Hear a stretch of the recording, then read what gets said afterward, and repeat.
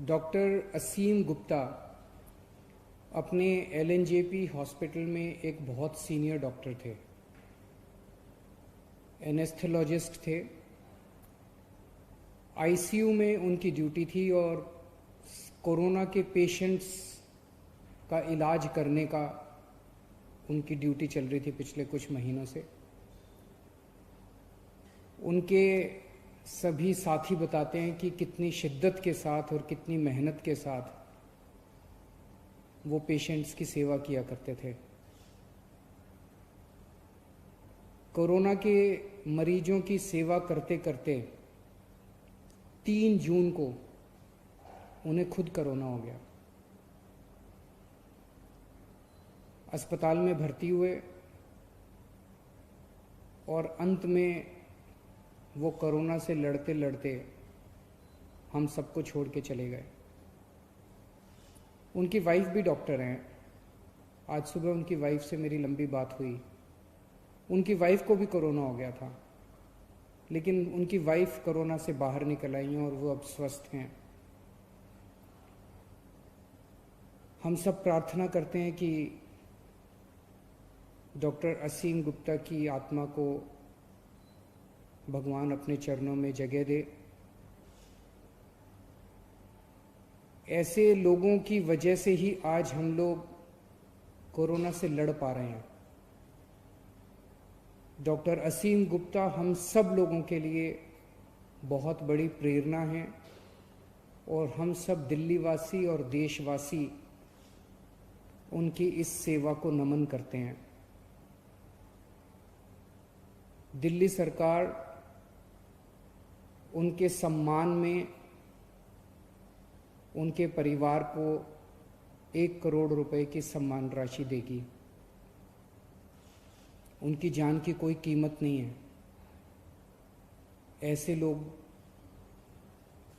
देश की, इंसान की सेवा करते करते हंसते हंसते छोड़ के चले जाते हैं, लेकिन उनके जाने के बाद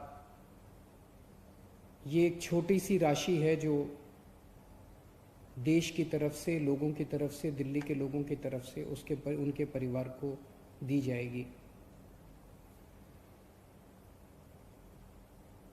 कुछ दिन पहले तक, कुछ हफ्ते पहले तक दिल्ली में बेड्स की बहुत समस्या थी।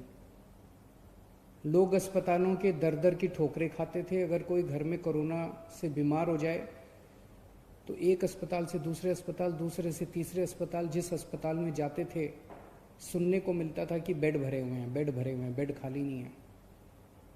मेरे पास बहुत फ़ोन आते थे।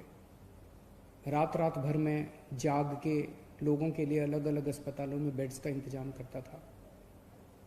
पिछले 1 महीने में हम लोगों ने कई कदम उठाए जिसकी वजह से आज दिल्ली में बेड्स की कमी नहीं है। पर्याप्त मात्रा में बेड्स हैं।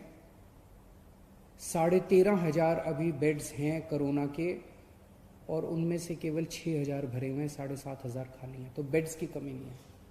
लेकिन पिछले कुछ दिनों से मैं देख रहा हूं प्लाज्मा को लेके काफ़ी अफरा तफरी मची हुई है। अब मेरे पास खूब फ़ोन आ रहे हैं लोगों के। लोग कहते हैं जी हमारे फलाना मरीज बीमार है, उसको प्लाज्मा दिलवा दीजिए, इसको प्लाज्मा दिलवा दीजिए। और लोग दर दर की ठोकरें खा रहे हैं। बहुत ज़्यादा अफरा तफरी मची हुई है।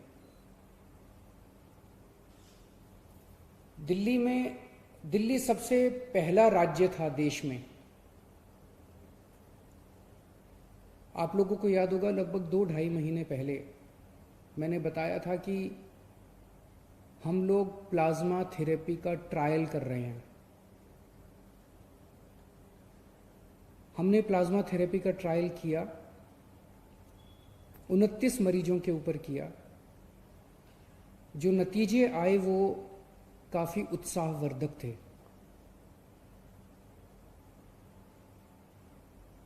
कोरोना में 2 चीज़ें होती हैं मरीज को। एक तो उसका ऑक्सीजन का लेवल कम हो जाता है। हमारा ऑक्सीजन का लेवल 95 होना चाहिए। ये अगर 90 पहुंच जाता है, 85 पहुंच जाता है, 80 पहुंच जाता है तो खतरनाक हो जाता है। तो एक तो ऑक्सीजन का लेवल कम हो जाता है और दूसरा रेस्पिरेशन का लेवल बहुत ज़्यादा बढ़ जाता है, सांस फूलने लगती है। रेस्पिरेशन का लेवल 15 होना चाहिए, ये 20 पहुंच जाता है, 25 पहुंच जाता है, 30 के ऊपर पहुंच जाता है। ये देखने में आया कि अगर प्लाज्मा दे दिया जाए तो ऑक्सीजन के लेवल में भी अच्छी बढ़ोतरी होती है और रेस्पिरेशन का लेवल भी गिर जाता है, कम हो जाता है। तो 29 पेशेंट्स को हमने दिया, उसके अच्छे नतीजे आए, उसे हमने केंद्र सरकार को सौंपा और उसके आधार पे केंद्र सरकार ने दिल्ली सरकार के अस्पतालों में भी और कई प्राइवेट अस्पतालों में भी प्लाज्मा थेरेपी करने की इजाज़त दी। अब प्लाज्मा थेरेपी की तो इजाज़त मिल गई, लेकिन प्लाज्मा कहाँ से आए? प्लाज्मा वो लोग दे सकते हैं जो अभी कोरोना जिनको हुआ और वो ठीक हो गए।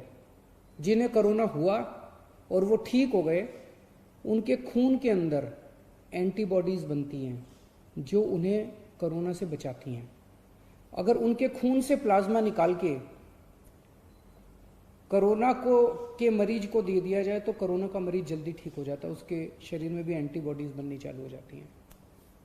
तो इस टाइम लोग प्लाज्मा लेने के लिए दर दर की ठोकरें खा रहे हैं। इसीलिए दिल्ली सरकार ने तय किया है कि हम दिल्ली में प्लाज्मा बैंक बनाएंगे। ये अपनी तरह का पहला प्लाज्मा बैंक होगा कोरोना के मरीजों का इलाज करने के लिए।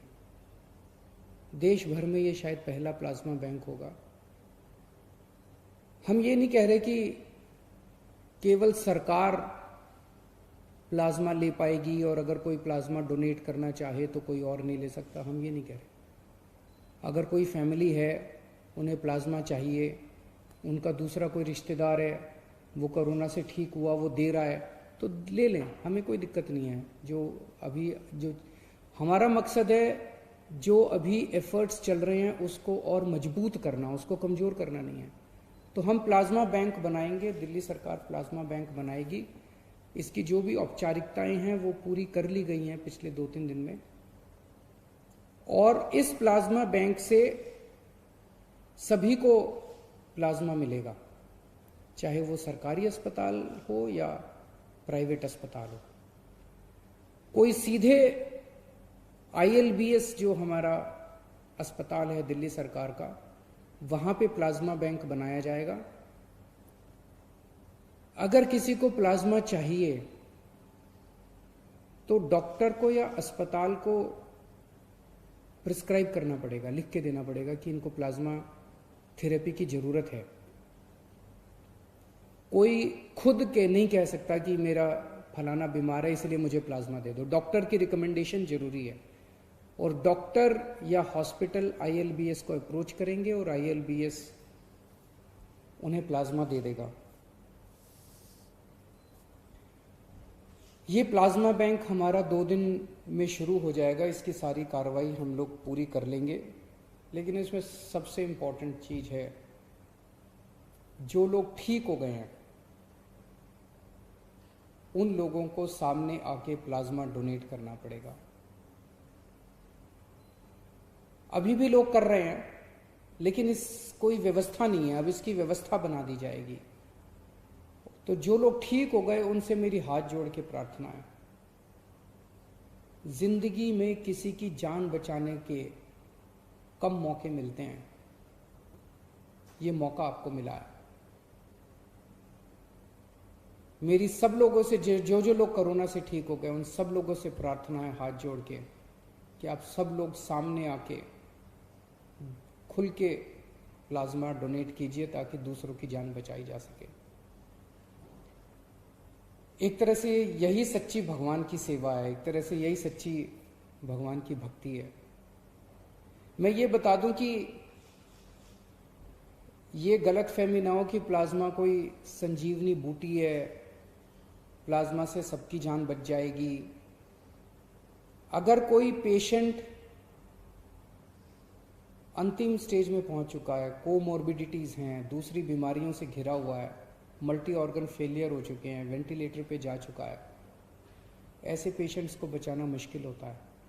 लेकिन जो पेशेंट्स अभी मॉडरेट स्टेज में हैं, अभी उनकी स्थिति खराब नहीं हुई है बहुत ज़्यादा, उनके लिए ये मददगार साबित होता है, इतना समझ लिया जाए।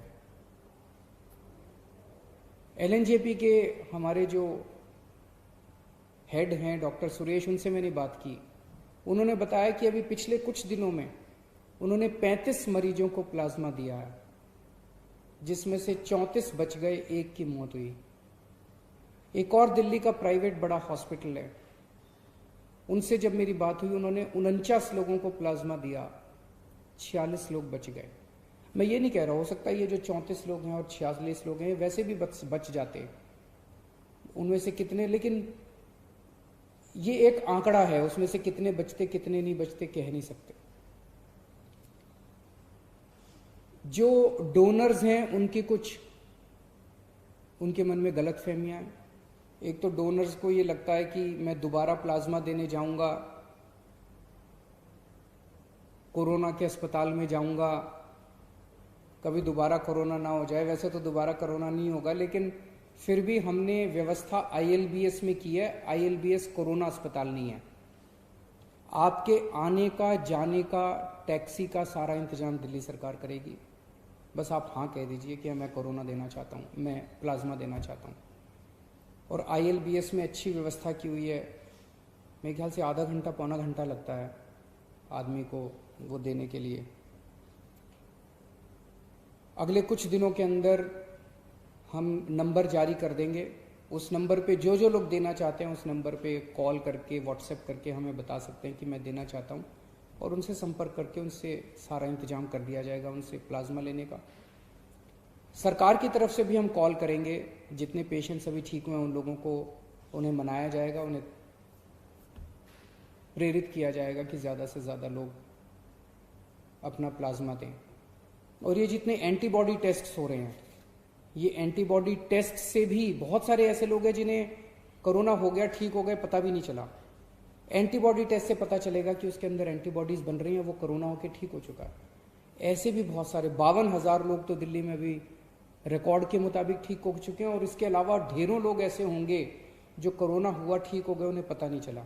ऐसे सब लोगों को प्रेरित किया जाएगा ताकि वो ज़्यादा से ज़्यादा प्लाज्मा दें और हम और ज़्यादा से ज़्यादा लोगों की मदद कर सकें, उनकी जान बचा सकें। और इसमें सबसे अहम भूमिका मीडिया की होगी। इसमें कोई पार्टीबाजी नहीं, कोई राजनीति नहीं, हमें सबकी जान बचानी है, चाहे वो किसी भी धर्म का हो, किसी भी जात का हो, किसी भी पार्टी का हो। और सब में सब लोग आते हैं, तो उसमें पत्रकार भी आते हैं, उसमें सब तो मेरी मीडिया के साथियों से खास तौर से निवेदन है कि आप लोग भी कैंपेन चला के अपने अपने चैनल पे, अपने अपने मीडिया हाउस में ज़्यादा से ज़्यादा लोगों को प्रेरित करें कि वो लोग प्लाज्मा डोनेट करें और दूसरे लोगों की जान बचाएं। शुक्रिया।